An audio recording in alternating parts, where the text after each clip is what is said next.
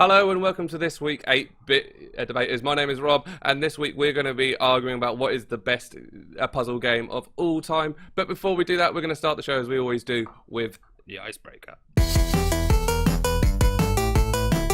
The icebreaker.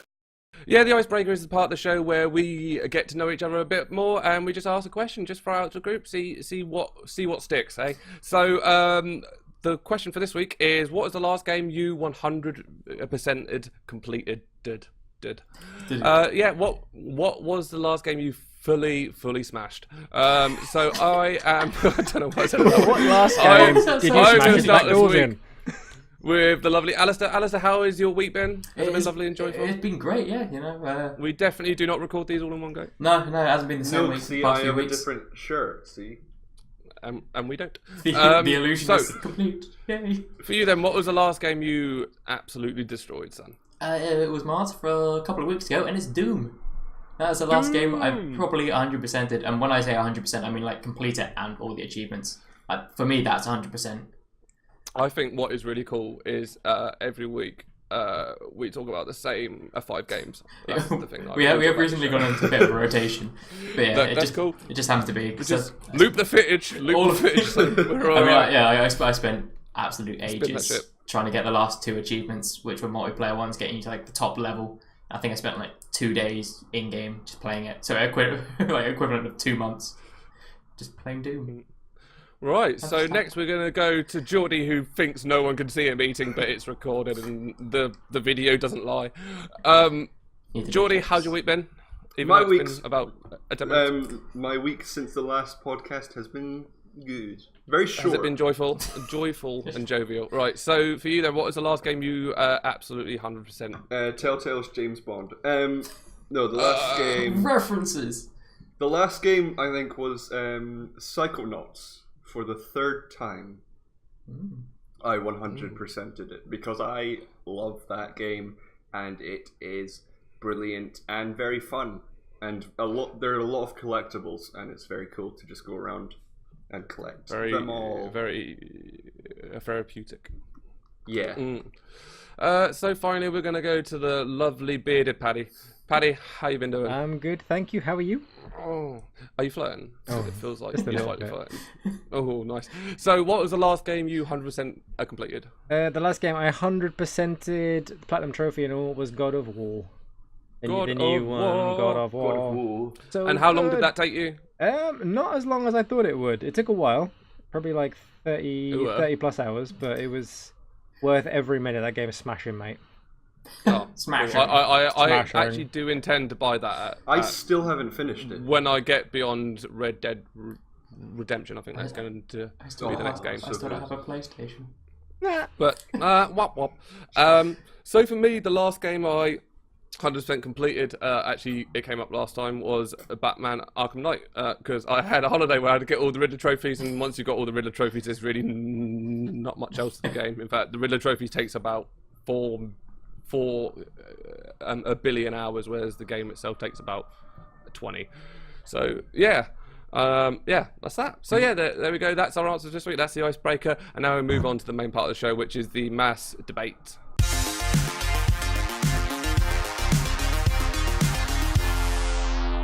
The mass debate. So yeah, this is the mass debate, the part of the show where we argue over the topic of the week. And the topic of this week is, what is the best puzzle game of all time? So we're looking at games where you solve puzzles and shit. I don't know what the and shit's for, but apply it to what you will. So what we do is we start off with the pitch round, where we go around each of the bards one by one, and they have a minute to tell us what game they've chosen and why they've chosen it. And after that, we have a bit of a fight. But let's start with the pitch. And this week, I'm going to start with Geordie. Geordie, what have you chosen and why? I went with Portal 2 because it's one of the best games of all time. So I thought surely it must just automatically be one of the best puzzle games of all time, if not the, because it improved on the first one. It had better characters and it had co-op. Well, it had most of the same characters, but then it had the inclusion of Wheatley by Stephen Merchant, and who was just brilliant. So yeah. Cool. Good. Nice and compact, just how we like it. So next I'm going to go to Alistair. Alistair, do you want to tell us what game you've chosen and why? I've gone for a game that I don't think many people here would have heard of, and it's Braid. Braid. I heard of Braid. I know what Braid is. I think all of us know what Braid is here, yeah? Played it. Oh. Braid it. I was quite impressed. I just thought it was quite a small game. But yeah, Braid, the story is one of the best bits about it, because for a puzzle game, it actually has such a great intrinsic and captivating story. And then when you find the passages and the different levels, it actually shows that the game is a multi-phase narrative, so it's not just the one-dimensional, just pull along puzzle, figure this out, here's a little bit of the story. It actually unfolds and goes off into several different sort of routes, and it's great. And also the fact that your movement, and you can control both time and your movements, and sometimes both the controlling of time and your movement is linked. And so you have to figure out the puzzle whilst also trying to think, right, if everything runs backwards whilst I move forwards, where will this be by the time I get here? And so it makes for a challenging and unique experience, really. I don't think I've ever seen a game like that, because it just makes it so rewarding when you finish a level. Cool. Yeah, so that's about it. Yeah. Not so a compact script, but yeah. That was half of it. Yeah. That was half of our pitch. He will reveal the rest of his reasoning in the main fight. So finally, we're going to go to Paddy. Paddy, what game have you chosen and why? Hi, Rob. I've got. That's creepy. You're so going to win. That's what I was hoping for. I've gone for Tetris. I'm out. Again. Which is the second time I've done this. He's pulled it out of his ass. Paddy, if I wasn't too lazy, I'd stand up and I'd leave right now. What can be said about the quintessential puzzle game, the one that probably the greatest of all time, one of the most memorable, one of the most well known, one of the biggest video games of all time, still played to this very day from back when it was conceived in the 1980 something. It is, unlike a lot of other puzzle games, there is no end to Tetris. You can literally play it forever. You don't you're basically playing against yourself and trying to get better and better. And it's got everything it needs. It's really simple, really basic. It's got great music, and it is a great puzzler. Thank you, Russia. You're welcome. This message brought to you by Vladimir Putin. It has really great music. Asterisk. Yeah. It only has one song. It's a good fucking song, bro. Have one good track. That's all you need. Right, so those are the three pitches there. So now we're going to go into the fight part of the fight, I suppose.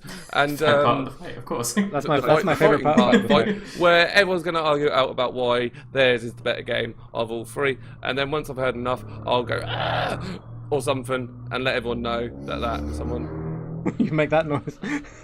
What the hell? That's actually quite creepy. Godzilla.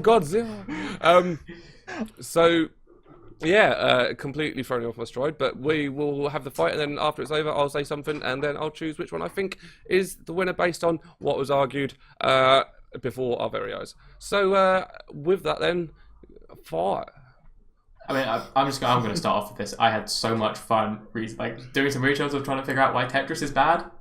The articles that come up are brilliant, and if you want a bit of fun, just type in, why is Tetris bad? First of all, brainwashing. Apparently it can be used to brainwash. And there is literally a thing called the Tetris effect, when people devote so much time and attention to an activity that it begins to pass in their thoughts, mental images, and dreams. So you're saying that's how good my game is. It gets inside your brain and you can't escape it. It's a disorder. It's with you forever. Then there was an article that alleged that it could be used by the KGB to infiltrate the Western systems, which I loved. Another one stating that do you do all your code reading from the Cold War, or is there anything? I do. No, it's what the books in the library allow me. And also another one where you're building walls, so maybe that's insensitive. It went for Soviet era Iron Curtain type thing, but the whole Trump thing, it could trigger a lot of people nowadays. And apparently Tetris can create flashbacks. So, is that a bad thing? Are they good flashbacks or bad ones? Oh, no, apparently bad flashbacks. Or your worst memories? Apparently bad flashbacks. Okay. I just wanted to bring these up because they were the funnest things I've ever read about Tetris. How do you retort? That's all fucking nonsense, mate. It's just a fun puzzle game. It's so much fun. I mean, it's just those seem like, if those are the depths that people have to go to find negatives about the game of Tetris, which sound a lot of them like they were funded by the American government, then fair enough, I guess. I mean, to be like, if those are the most fun things about Tetris, the complaints that people have, it's very one-dimensional and repetitive. You can't play it for more than like 20, 30 minutes without just going, oh, okay, that's but it. you can I'm glad you brought that up, because you can come back to that. You can come back to Tetris anytime you want. You can play it now. You can play it in a year. You can play for half an hour there, and it's always different. Play Braid once. Oh, good. I know this puzzle. Oh, good. I know this puzzle. It's so challenging that you won't be there. Yeah, okay. But once you've beaten it once, I know how to get through this puzzle. There's nothing. Trust me, I've beaten Braid a couple of times. Second time, nothing challenging about it. I know exactly where to go. I know how to wait for that cloud. Same with Portal 2. Play it once. That's it. You shots fired. You have got everything. Paddy, I'm good at video games. I'm shit at video games, mate. But we know. Yeah, you literally do a show where I try and not but like, Paddy, once you play those games once, that's it. And yeah, they're fun. But the 3 hours I had enjoying Braid, that's it. Done, finished. Paddy, I've gotten out socks and put them on my bed, about to put them on, and forgotten that I took out socks within like 30 seconds. I'm not going to remember that there's Braid, how to complete an intricate puzzle. It's going to go out of my memory. I don't think your memory is a good reasoning as to why. I mean, I don't think I'm alone. I don't think I'm alone in this. I think Paddy should do a 5-hour live stream playing Tetris non-stop. Yeah, but that's not the point. It's not which is the puzzle game that you can play for the longest. That's not what we're arguing. Which is the one that, it's like once you've beaten Portal 2, a great game, fantastic game, love Portal 2. Once you've beaten it, what's the point in going back to it? Oh, that's that good joke. Yeah, okay, that's that joke again. I'm glad we enjoyed that together. Or do fan-made maps from the workshop. There's so much you can do after it, and there's still things being added. And with Braid, like, there's a completionist aspect as well. Like, once you complete the main game, there's also the patches you can get, the gold stars, which then in turn give you more of a story or give you more of like the entirety of the game. So it's a decent story, but it's pretty obtuse. I mean, it's a great like it's fine. It's very up its own ass. Like that's kind of his style of storytelling. Like yeah, but like the twist at the end. You were the bad guy the whole. You're the chasing perv the whole time. Yeah, I mean, with times reversed, you think you're saving them, and then times re-reversed, and it's actually you chasing it. You're like, what? No, I was the villain, and like your whole world's been torn apart, so you have to play it again to see it from the other perspective. Yeah, as long as second play. As long as you read up about it and figure out what quite was going on, because it doesn't really make sense, and it's a little bit obtuse. Trust me, when you read up about it, you get more confused because like people have linked it to the development of the atom bomb and the scientists. Where do you read about video games? The internet. Others say it's like the game is interwoven into the plot. So like by the plot is the game, which is the plot. I got confused reading many of the theories. I couldn't actually write them down because I didn't know how to summarize them. So I mean, like it's got a load of fan theories of how to play the game, which the developers, Mr. Blow, it's just like said. I'm not going to say. He did The Witness, didn't he? Like which is I think so, yeah. A much bigger. I mean, yeah, Braid is fun, but that one time you play it, and that's kind of the crux of these. And yeah, like Geordie, I'm sure that Portal 2 has loads of maps that have been made by other players and that kind of thing. So did Little Big Planet, but half of them were shit. Much more than half of them were terrible. Like you go in and nothing makes any sense. I'm sure there'd be good ones and stuff, but like again, I think the core premise of like what that game is, lots of fun, but. Unlike Tetris, which you can literally just pick up and play whenever you feel like it. It's always challenging. You're going up against yourself. Like that's what's exciting. Like you're trying to do better than you did last time, and there's something really kind of that ingrains into you. That kind of like you want to do better. You want to kind of beat what you did before. Where the other ones like you just want to get through good games. But the thing is of coming back to it. It's not really a positive. Like from Candy Crush, you can come back to constantly because it's got a ridiculous amount of levels that make it almost endless. It doesn't make it a great game. There's no reward for playing Tetris. Modern Warfare 4 online, hundreds of hours of that. There are bad games that are repetitive. Yeah, by saying a game you can come back to and play it, constantly without an end doesn't make it a good game. I mean, yeah, I know, but it just means you can't pick a bad example of one of those games and say, look, there's a bad game that people come back to and play a lot. I mean, there's something addictive that's about been kind your of only if it gets argument, in- though. But people come back to games usually that are repetitive to get rewards and level up. Like people go play Warcraft, and that's a lot of just mining and just raiding, but you get loads of rewards even though it is repetitive, and you can still have fun with it. With Tetris, there is no reward. There is the reward. There is the reward of beating your own score, or carry on going. Beating your own score, doing better than you'd ever done before. Like that's kind of, isn't that why we play like online games? Oh yeah, I got 1 kill. Oh, I got 2 kills. That feels better. Like that is the whole point. Is beating what came before. Like, you know. No, you play golf. online games to get girls. The only thing Tetris has ever taught us is that errors pile up and achievements disappear.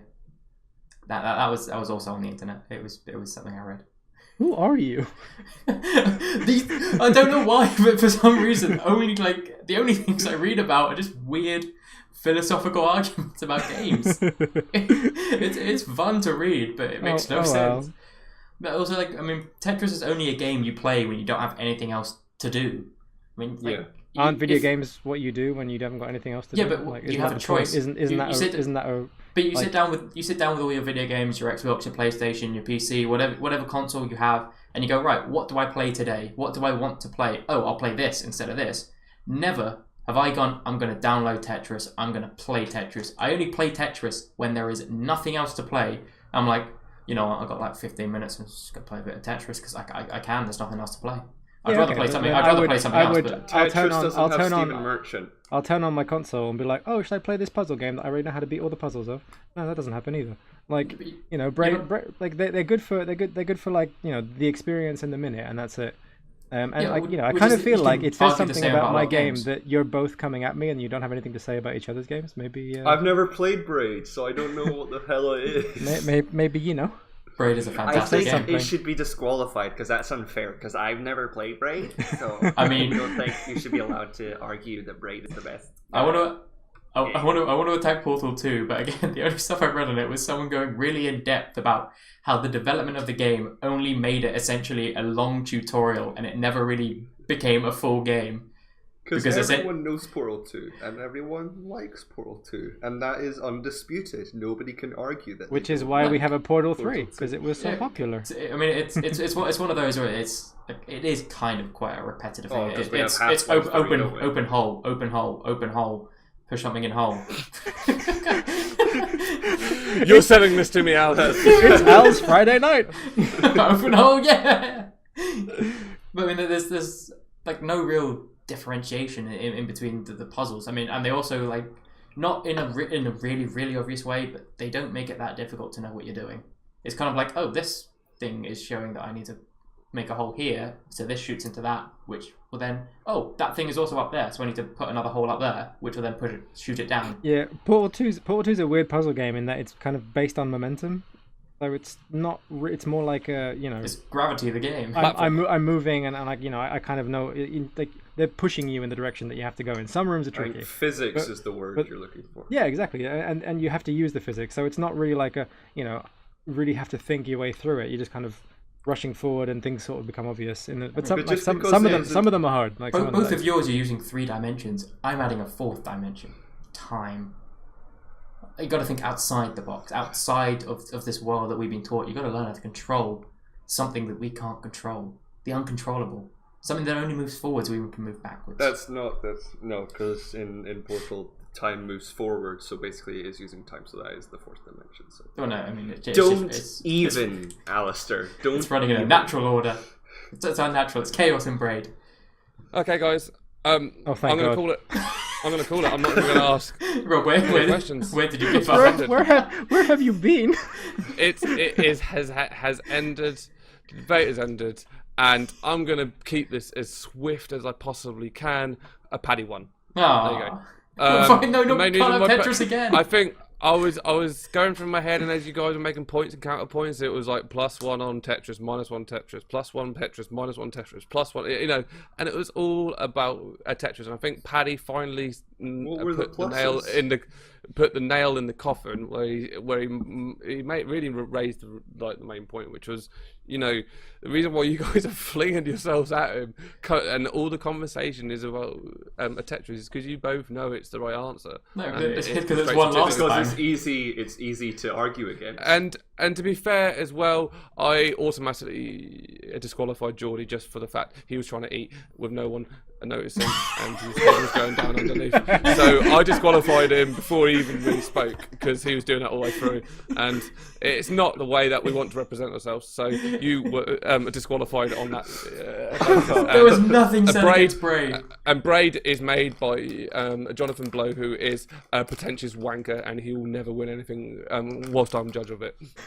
End of. This has been a shout. Thank you, everyone. This has been our show, the 8-bit debaters. My name's been Rob. There has been these three idiots. If you've got any ideas about things that you want us to argue about in the future, please join our Discord, which you'll find in the description. We've got a bit area where you can say or just write something in the comments. We'll have an argument about it.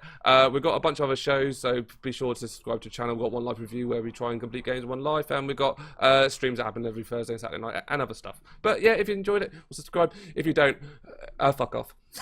Bye.